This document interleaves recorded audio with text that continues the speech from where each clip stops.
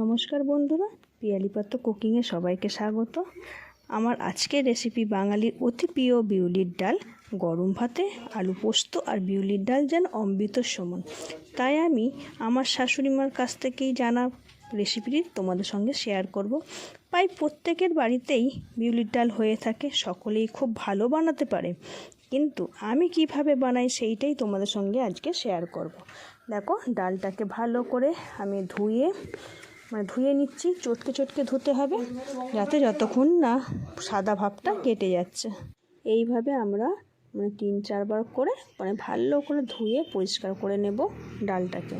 আর দেখো, দেখো এখন আর জলের মধ্যে কোনো সাদা ভাবটা নেই। এবার আমরা আমাদের ডালটা পুরো ময়লা ফয়লা ভালোভাবে পরিষ্কার হয়ে গেছে। এটাকে আমরা প্রেসারে ঢেলে দেব।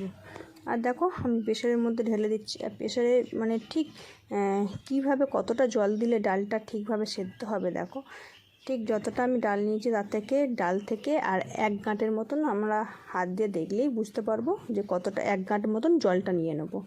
আর দেখো, তারপর আমরা 3-4টে করে সিটি ফেলে নিলেই আমাদের ডালটা রেডি হয়ে যাবে, সেদ্ধ হয়ে যাবে। আর দেখো, এখানে আমি মৌরি আর আদা নিয়েছি ডালের জন্য, বিউলির ডালের জন্য মাস্ট মৌরি আর আদা। আর দেখো, আমরা 1 গাঁটের মতন একটু আদা নিয়েছি আর মৌরি নিয়েছি। মৌরিটা আর আদাটাকে আমরা একটু জল দিয়ে ভিজিয়ে দিলাম, কারণ ভিজিয়ে দিলে মৌরিটাকে বাটতে অনেকটাই সুবিধা হয়, নরম হয়ে যায়। আর দেখো, আমরা মৌরি আদা সমানভাবে নিয়েছি, মোটামুটি আদাটা একটু কমই আছে, মৌরিটা একটু জলে ভেজানো বলে তোমরা বুঝতে পারছো না। আর যাই হোক, মৌরিটা একটু বেশি আছে, আর আদাটা এতে কম দিয়ে মৌরিটা একটু বেশি দিলেই বেশি ভালো লাগে। আর দেখো, এটাকে আমরা ঠুকে ভালো করে একটুখানি পেস্ট করে নিচ্ছি, তারপর আমরা এটাকে বেটে নেব। আর দেখো, বেশ ভালো করে আমাদের বাটা হয়ে গেছে। এই আদা মৌরিটাকে বেশ ভালো করে মিহি করে বাটতে হবে। আর দেখো, আমাদের বাটা পুরো কমপ্লিট হয়ে গেছে, আমরা বাটির মধ্যে তুলে নিয়েছি। আর এইদিকে দেখো, আমাদের ডালটাও সেদ্ধ হয়ে গেছে। আর দেখো, ডালটার মধ্যে সুন্দরভাবে সেদ্ধ হয়ে গেছে, আর সামান্য পরিমাণে জলও রয়েছে এতে। আর দেখো, এটাকে আমাদের কোনো ধরে যাওয়ারও কোনো ভয় নেই। আর এইভাবে আমরা প্রেসার কুকার থেকে ডালটাকে পুরো বের করে নিচ্ছি। বের করে নিয়ে, আর দেখো, ডালটা আমাদের তো মোটামুটি সেদ্ধই হয়ে গেছে, সব মোটামুটি কেন ভালোভাবেই সেদ্ধ হয়ে গেছে। এবার যদি আমরা হাতা দিয়ে বা কোনো ডাল দিয়ে কাঁটা দিয়ে বেশ ভালো করে পেস্ট করে নিতে পারো, ডালটা আরও বেশ ভালো করে ঘন হয়ে গোলে মতন যাবে, আর খেতেও বেশ ভালো লাগবে তখন। অনেকে ডাল একটু গোটা গোটা রাখে, আমি একটুখানি পেস্ট করে নিচ্ছি, এতে দেখো খুব সুন্দর একটা মিহি টাইপের এসে গেছে। আর একটু ডাল ডালা গোটা গোটা ভাব রয়েছে, সব রকমই পাওয়া যাবে। আর ডালটার ঘনত্বটা বেশ সুন্দর হবে।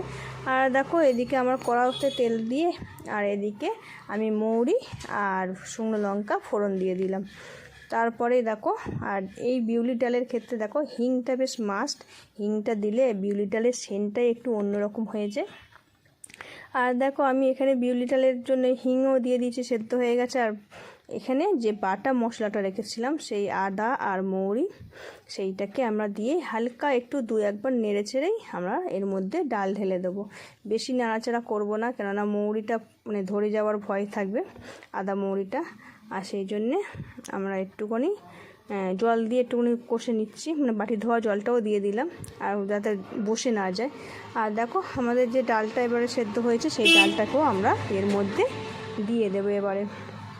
আদা মৌরিটা বেশ ভালো করে মোটামুটি ভাজা মতন হয়ে গেছে, ধরে যাওয়ার কোনো ভয়ও নেই।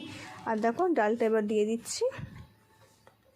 ডালটা দেখো, পেস্ট করে একেবারে জল দিয়ে ভালো করে যতটা, আর তোমরা একটা কাজ করতে পারো, যত বাটি মাপ করেও জল দিতে পারো। হ্যাঁ, যতজন বাড়ির সদস্য থাকবে সেই অনুযায়ী বাটি মাপ করে 1 বাটি করে ডাল হয়ে যাবে। সেইভাবে মাপ করেও জল দিতে পারবে, তাহলে ডালটায় বারবার জল দেওয়ার বা কোনো সেইভাবে করলে জল ফল দিলে কিন্তু টেস্টটা নষ্ট হয়ে যাবে, সেই জন্যই বললাম। আর চলো, এতে আমি নুন আর একটুখানি হলুদ দিয়ে দিচ্ছি। কেউ হলুদ দিতেও পারো, নাও পারো। হ্যাঁ, বিউলির ডাল একটু হলুদ দিলেও বেশ ভালো লাগে, না দিলেও মোটামুটি খাওয়া যায়, কোনো অসুবিধা নেই। আর দেখো, আমাদের নুন হলুদ দিয়ে দেওয়া হয়ে গেছে। এবার আমাদের একটুখানি বেশ ভালো করে ফুটে গেলেই আমাদের রেডি হয়ে যাবে বিউলির ডাল। আর দেখো, ভালো করেই মোটামুটি আমাদের ফুটে গেছে, আর যাতে হলুদের গন্ধটা কেটে যাওয়ার মতন ফুটিয়ে নিতে হবে। দেখো, আমাদের বিউলির ডাল রেডি হয়ে গেছে, নিরামিষ ভাতের সঙ্গে খুব ভালো যাবে। ভালো লাগলে অবশ্যই লাইক, শেয়ার, সাবস্ক্রাইব করবে।